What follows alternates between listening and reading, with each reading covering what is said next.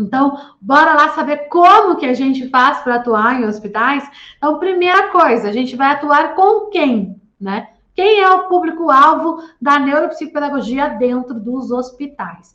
E aí, lembra que a gente vai atuar com qualquer sujeito com ou sem transtornos que apresente alguma dificuldade de aprendizagem. Então, se a gente tem crianças prematuras, se a gente tem crianças de idade escolar que estão passando por processos de internamento, que estão muito presentes nos hospitais, deixam de estar nas escolas porque estão fazendo tratamento hospitalar direto, né, concomitante. Se a gente falar em adultos, em idosos que estão nesses locais e que precisam habilitar ou reabilitar funções cognitivas que foram, às vezes, perdidas, nós estamos falando de público-alvo da neuropsicopedagogia, porque a gente vai trabalhar com o desenvolvimento, com a reabilitação, com a estimulação de funções cognitivas que vão ampliar, né, a capacidade cognitiva, vão ampliar o processo de aprendizagem, porque o nosso foco é a aprendizagem. A aprendizagem se dá por ampliação cognitiva, por estimulação de funções cognitivas, por criação ali de estímulos que vão gerar novos neurônios ou novas conexões sinápticas. Esse é o objetivo da neuropsicopedagogia. Então, não importa a idade, você pode trabalhar com qualquer idade, dentro que você respeite, desde que você respeite os níveis de desenvolvimento de cada um, tá bom? A gente pode também atuar, como eu falei, de maneira individualizada ou de maneira coletiva, né? Com grupos, a partir de oficinas, a partir aí de sessões conjuntas, onde você vai desenvolver e estimular estes pacientes para que eles possam aproveitar melhor o seu desenvolvimento, ampliar, potencializar suas aprendizagens. Tá bom? Entendendo, né, qual é o público-alvo, a gente precisa descobrir, então, como que a gente vai atuar nesses hospitais.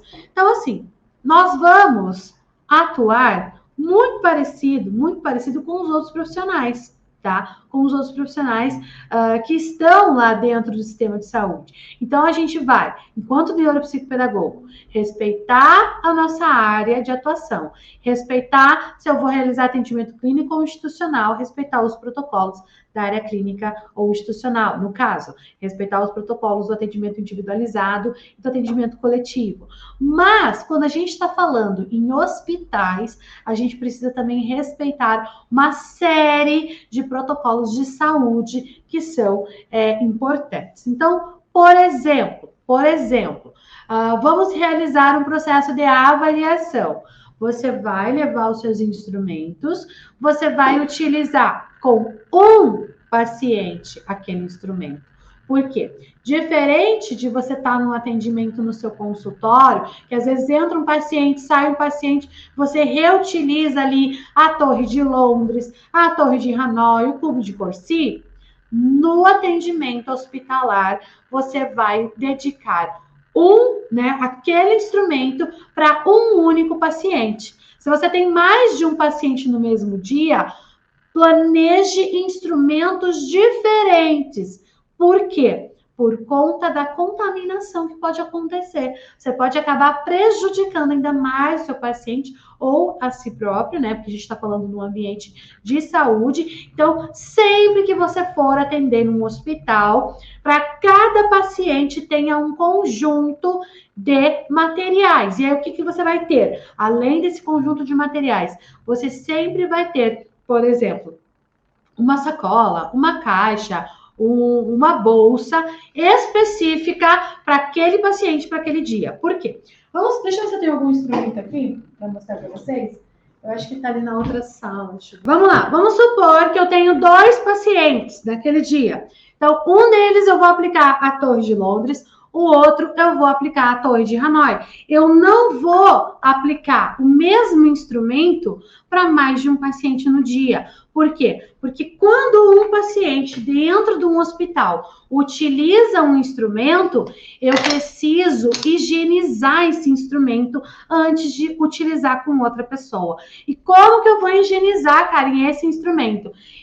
Quem é meu aluno e já teve o curso de protocolos, né, de prevenção à Covid, vai lembrar que, por exemplo, como higienizar instrumentos de madeira. Você vai abri-los todos assim, coloca numa bancada, numa mesa e usa álcool spray. Passa uma vez, espera 15 minutos, passa mais uma vez, espera mais 15 minutos.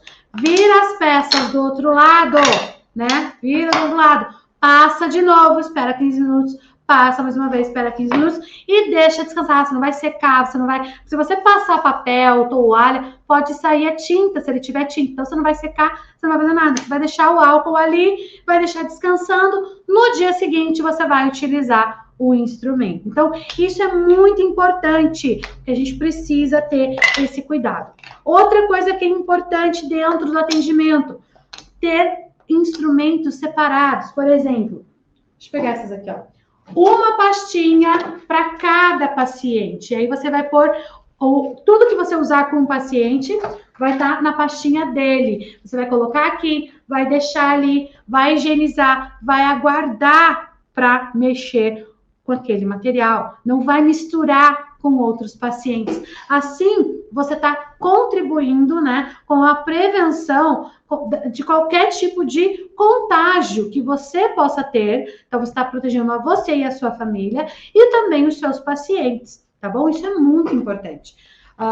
Protocolos básicos nem precisa falar, né, gente? Máscara, álcool em gel, tudo isso faz parte aí do protocolo de saúde, tá?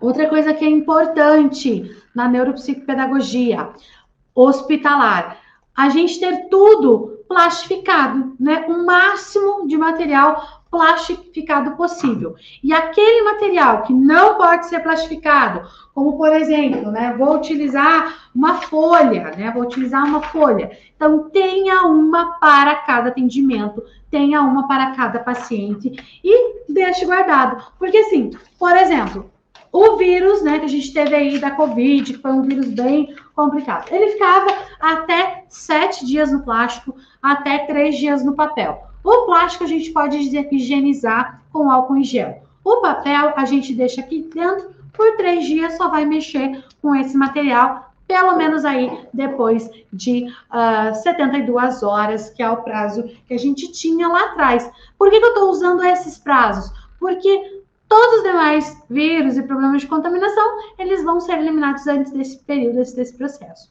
tá bom? Isso é muito importante para a gente atuar com a neuropsicopedagogia hospitalar, tá? Cara, como que eu vou ter materiais, então? Tenha vários materiais que você pode higienizar, que você pode fazer ali uma separação. É bom você ter instrumentos diferenciados. Na neuropsicopedagogia hospitalar, você pode trabalhar muito com atividades corporais, com atividades orais, né, musicais. Então, tudo isso também vai auxiliar no menos instrumentos possíveis para você compartilhar, tá bom? Porque tudo isso é prevenção em relação ao protocolo de saúde, tá?